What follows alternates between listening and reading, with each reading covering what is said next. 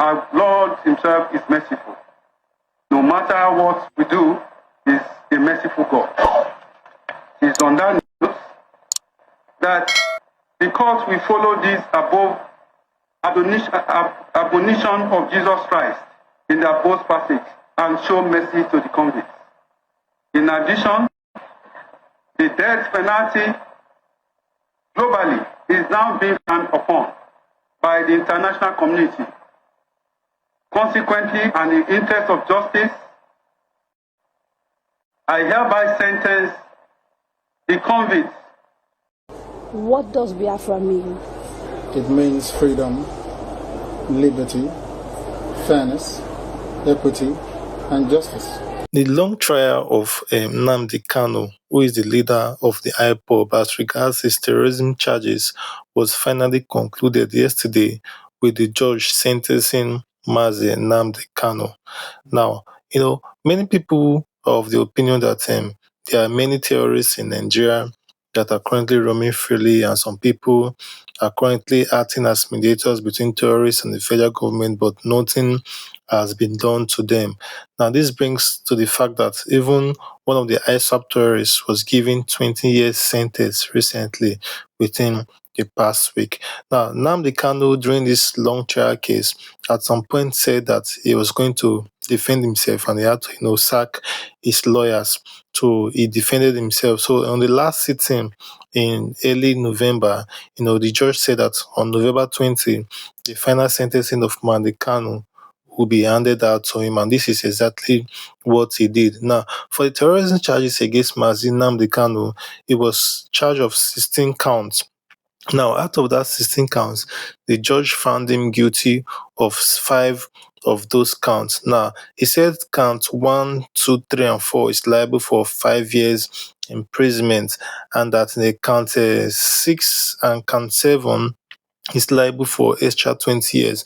Now, in the course of his judgment, the judge, Justice Omotosho, said that although the charges against Nnamdi Kanu is supposed to warrant a death penalty, that the international community is frowning against death penalty. So what is going to sentence Nnamdi Kanu with is life sentencing.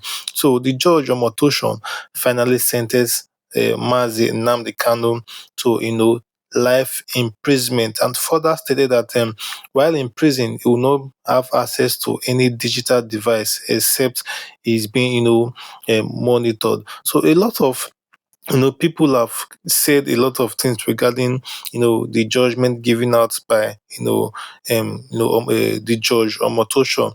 Now, one of those charges, one of the most grievous charges, was that when Nnamdi Kanu was still, in the head of the IPOB as the ESN, like what they said the ESN is the weaponized unit of the IPOB, that some of his generals, like one of his generals that, got late, he directed that general should be buried with 20 human heads, and that only 30 of those was gotten and reported to him. So they just saw that as an inhuman act.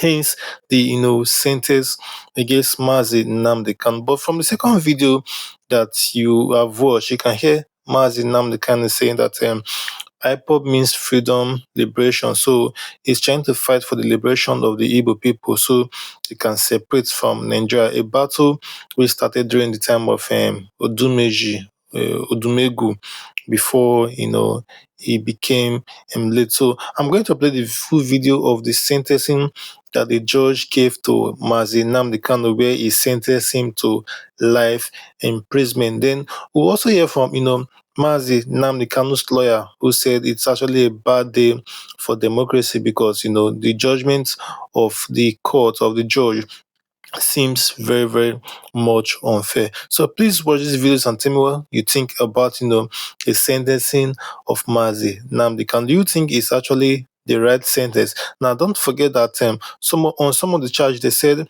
he caused the buying of police officers. He burnt several police stations right there in Imo State and in the East, and he also ordered an illegal sit-at-home order to the people of to some Igbo people, and he also licensed or operated an illegal radio biafra without proper licensing from the relevant authorities. So please watch as the judge gave the sentence, and tell me what you think about it in the comment section. Don't forget to like this video, subscribe to this channel, and share.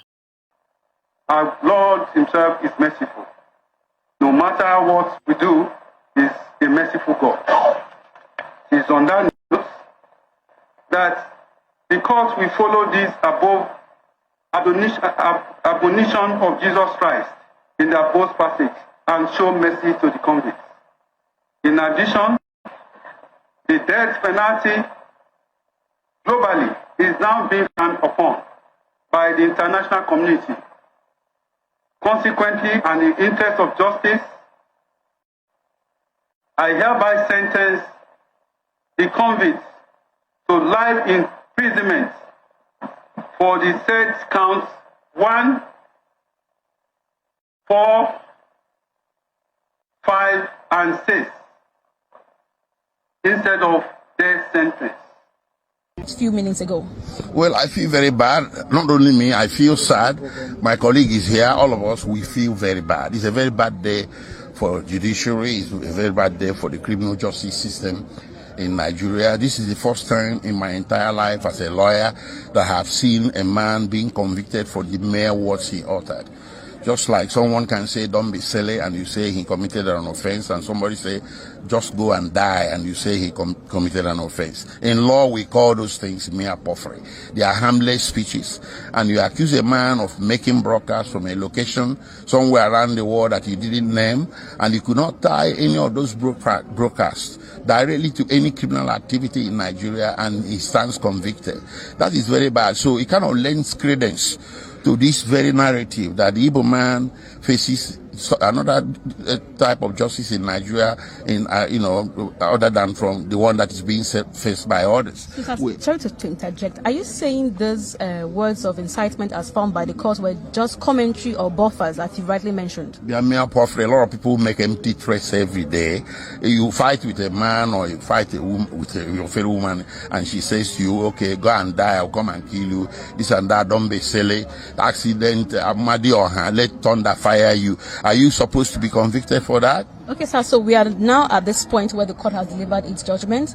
What is the next line of action? Although Mr. Kanu does not have a lawyer as he stands, because you all are his consultants, so what would you advise him to do? And despite the killings happening in the southern eastern part of Nigeria?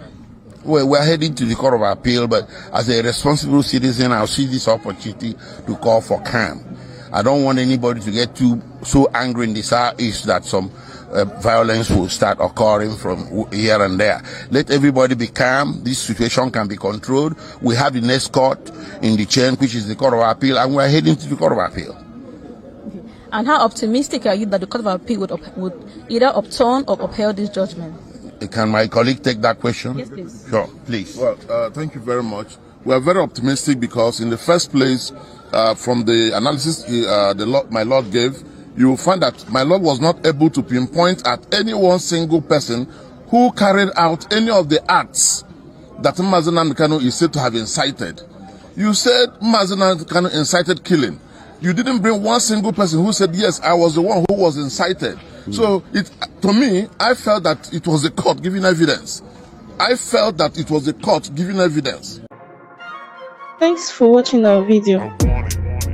Please like and leave a comment and subscribe.